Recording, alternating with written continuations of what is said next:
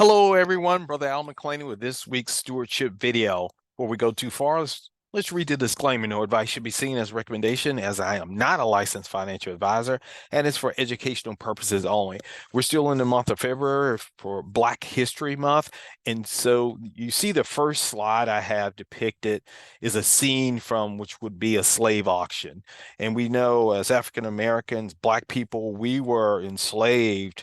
We can trace it all the way back to the early 1600s up until 1865, in which the ratification of the 13th Amendment, which outlawed slavery. And we know that was signed first, it was the Emancipation Proclamation in 1863, which signaled by Abraham Lincoln that slavery would end with the ending of the Civil War. And then it became an amendment in the Constitution in 1865. But after that, there were still Jim Crow laws that were occurring, and those were in the segregated South, which, as a result of the lifting and ratification and making slavery unlawful, states continue to have unfair practices, inequality when it came to um, financial opportunities for Black people. And what ended up resulting was the civil rights movement. And out of that came the song Lift Every Voice and Sing. James Weldon Johnson penned that song along with his brother, and it was written as a poem in 1899. And that was when the Ku Klux Klan was riding hard. Lynchings were taking place. They were terrorizing Black people, and I mean that was the heyday of the Jim Crow laws. And I can remember my aunt Diane telling me a story about my grandmother when she went to go vote. They would do things like ask you how many gumballs were in a jar, trying to trick her into in what this had to do with anything. That she was a single mom. All types of things were happening just to prevent us from voting. And so out of that, James Weldon Johnson and his brother, as a song of inspiration, was composed as a song of hope. And we know the first verses of it sing a song full of faith that the dark past has taught us. And you can see a picture to the left is when James Weldon Johnson was a principal at the Staten Elementary School in Florida, which is a historic site in Jacksonville, Florida, where it was first sang on February 12th, 1900, by 500 African American children, and it was a celebration honoring Abraham Lincoln's birthday. And then we see later on, how far it has come. You look to the right, and that picture is Cheryl Lee Raff at this past 2023 Super Bowl, where she sung "Lift Every Voice and Sing."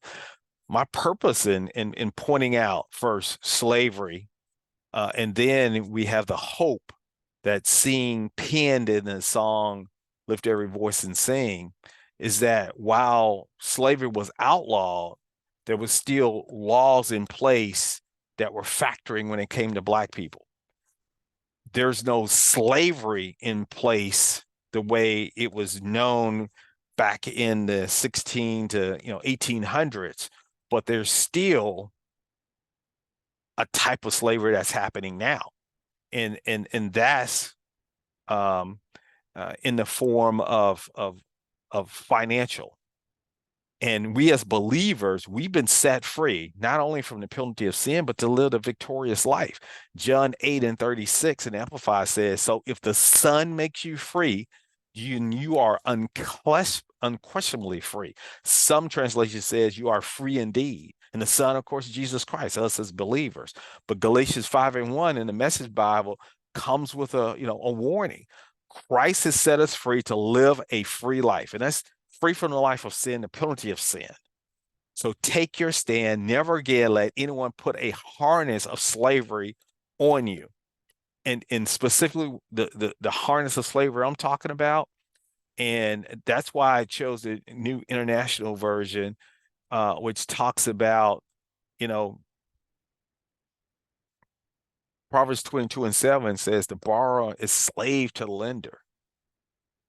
And that word is very strong, slave to the lender. And I chose that translation, um, purposefully and intentionally. The rich rule over the poor, and the borrower is slave to the lender. And there's some astonishing numbers that um, are coming out that just happened. ABC ran a story on it, Good Morning America, and CNBC has been running a story. To the left, you can see the statistics from the Federal Reserve, in which this kind of shaded gray area you see, hopefully you see my cursor on the video, that's the recession that resulted as a result of the pandemic. And that was January through around April 2020, right? Shaded area shows the COVID recession. And you can see that credit card balances were going up at that point, and then they dropped significantly. People were able to take, PPP money.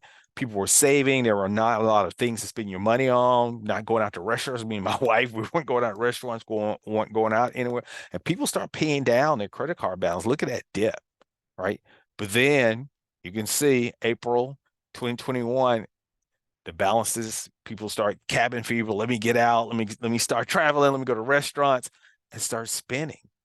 And also, it could be a result of this next slide on the right that I'm going to show you, or the graph of the interest rate starting going up. So it went from this level, which was around 850, we'll call it 850 billion in credit card balances, up to now record 900. And this was January of 2023.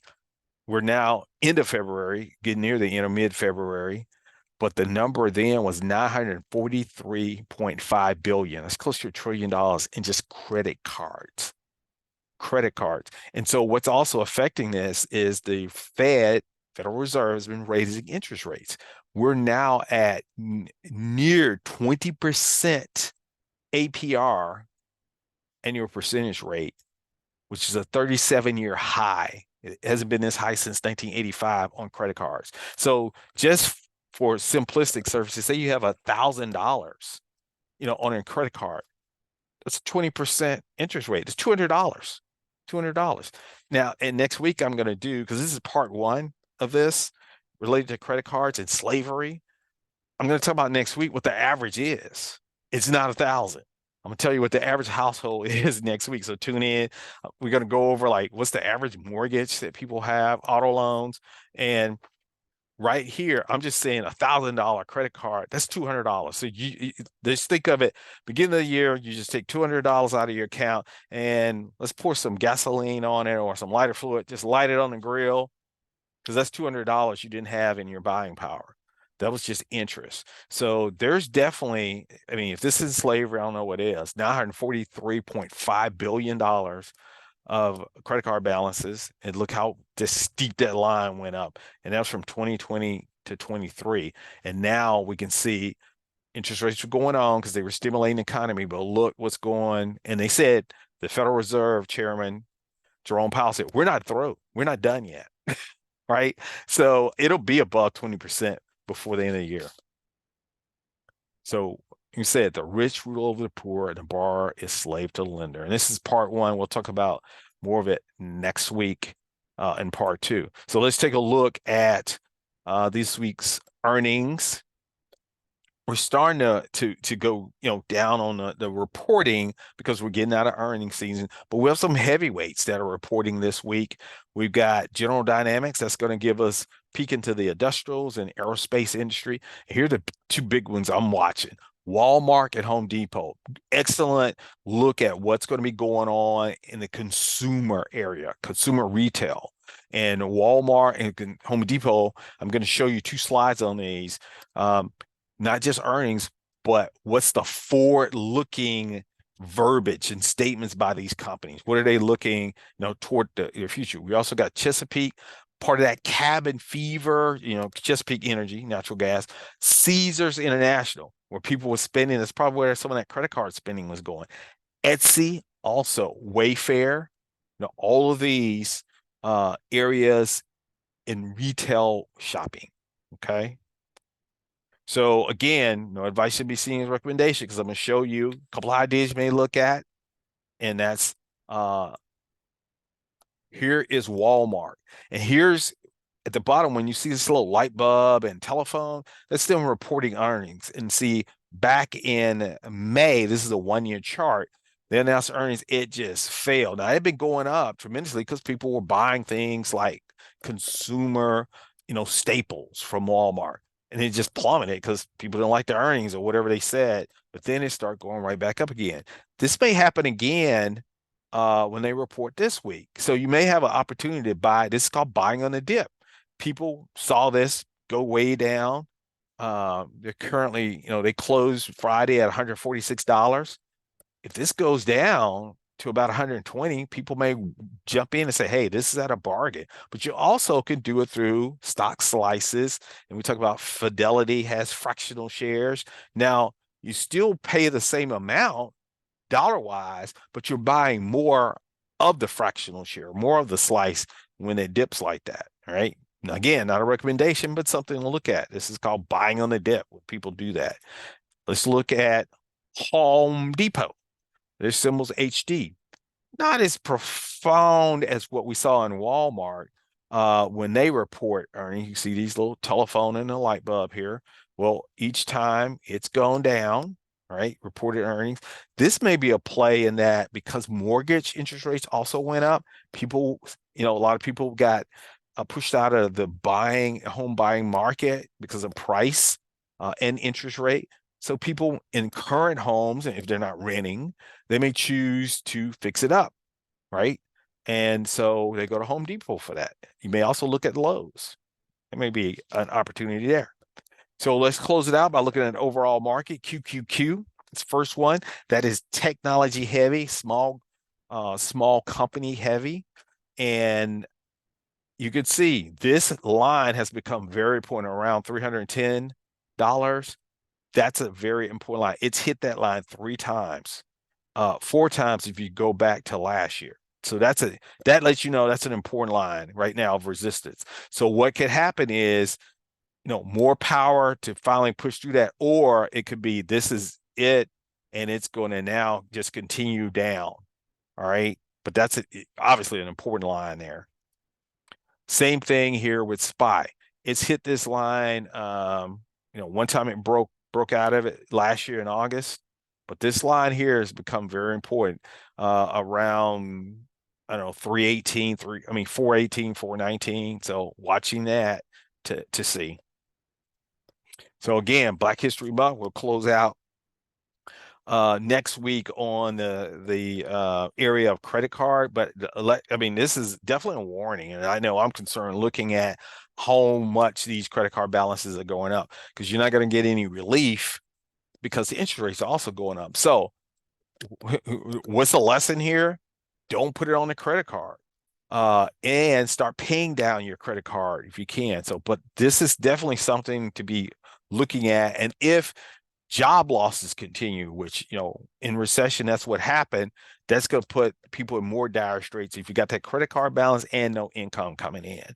So don't want to be doom and gloom, but look for opportunities in the chaos. As we pointed out, Walmart, Home Depot could be.